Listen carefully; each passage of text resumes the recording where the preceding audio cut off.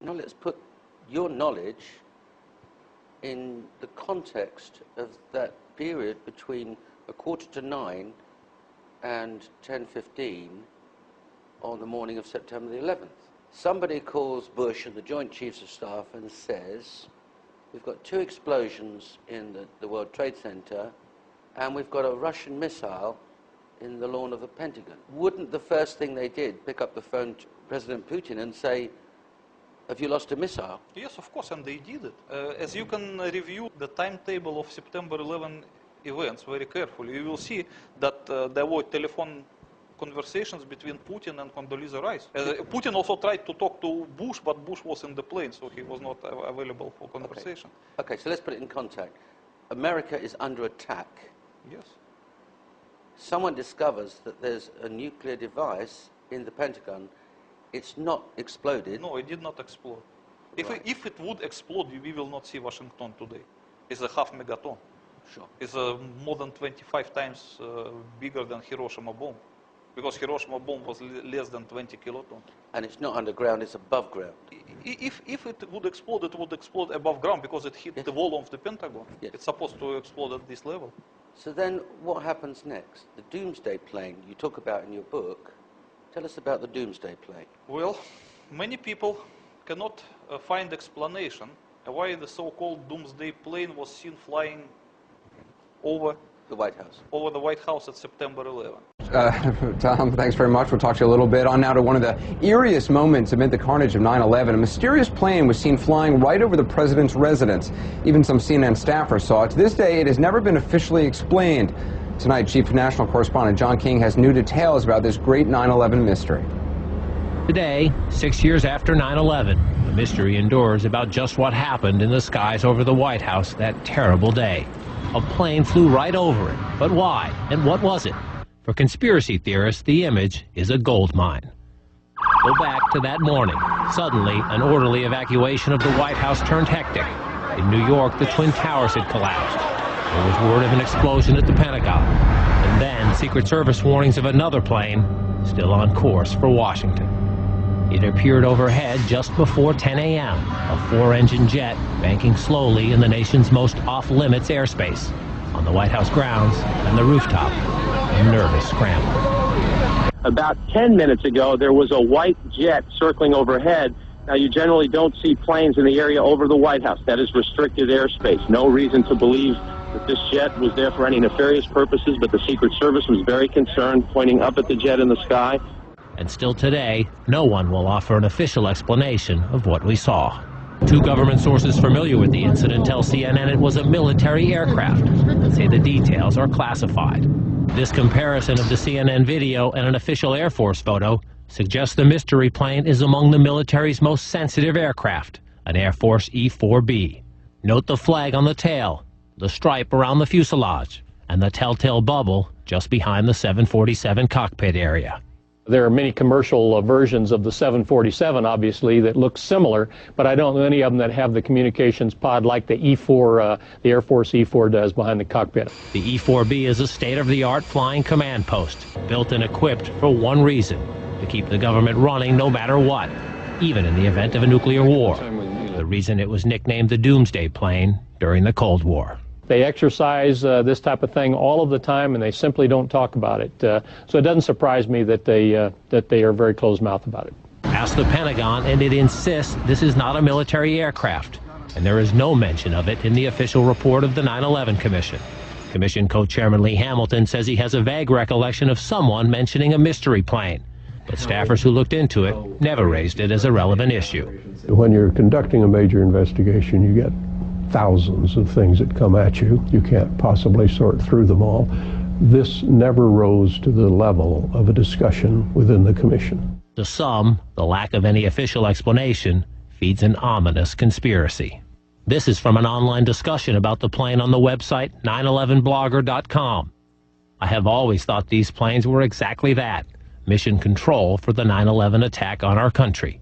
9/11 Commission co-chairman Hamilton calls such talk ludicrous. We, of course, heard the conspiracy theories about the president ordered the attack and the Defense Department was involved. We saw absolutely no evidence of that. But 6 years later, the Pentagon, the Secret Service, and the FAA all say they, at least for public consumption, have no explanation of the giant plane over the president's house, just as the smoke began to rise across the river at the Pentagon. John King, CNN, Washington. And many people mistakenly believe, especially conspiracy theorists, that the doomsday plane was the main tool of the perpetrators. So they believe that September 11 was organized by the US government, and the doomsday plane was used as a flying control center to set the things in motion. They cannot find any other explanation to this strange thing. And the American government, in turn, tries its best to deny the existence of the doomsday plane and its flying at September 11. This attitude of the US government increased the suspicions of the conspiracy theorists. Yes. But according to what I explain in my book, the story is totally different. First of all, the American government has nothing to do with the September 11 perpetration. It was just a victim. And the doomsday plane was scrambled because of upcoming attack of the missile that hit the Pentagon. Because the missile was detected about 5 or 6 minutes before it arrives to Pentagon by the NORAD, because it has the detection capability. They cannot shoot down the missile because they have no means to shoot it down, but they were still able to detect it. And they would have known exactly what kind of a missile it was. Of course. Once they see the flying things of this kind, they know already what is this. Because NORAD has the identification for all Soviet missiles and Russian missiles. So when they see the things, they know this is a Granit with a nuclear warhead. So this is serious stuff. They got it immediately. Okay. So they rang the atomic alert about the next minute they detected the missile.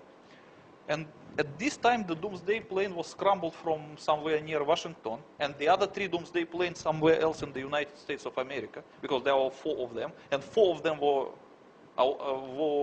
airborne. And that's the first time in history that that's happened?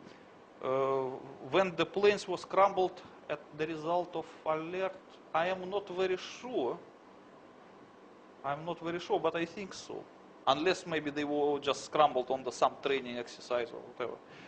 But what I can tell you for sure, what was happened at the first time in America, is that the commander of NORAD, when he received notification of the atomic alert and the upcoming nuclear attack, immediately went from his unprotected command post to his protected command post, which is located in Cheyenne Mountain, Colorado. Mountains, yes. And once he arrived there, he ordered to close the steel anti-atomic doors, which looks like a safe door, as you can see in this picture. Yes.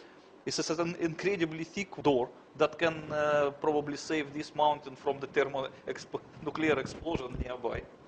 And this happened the first time in American history. Never ever happened before. No, this door has never been closed in the American history. This was the first time. Okay.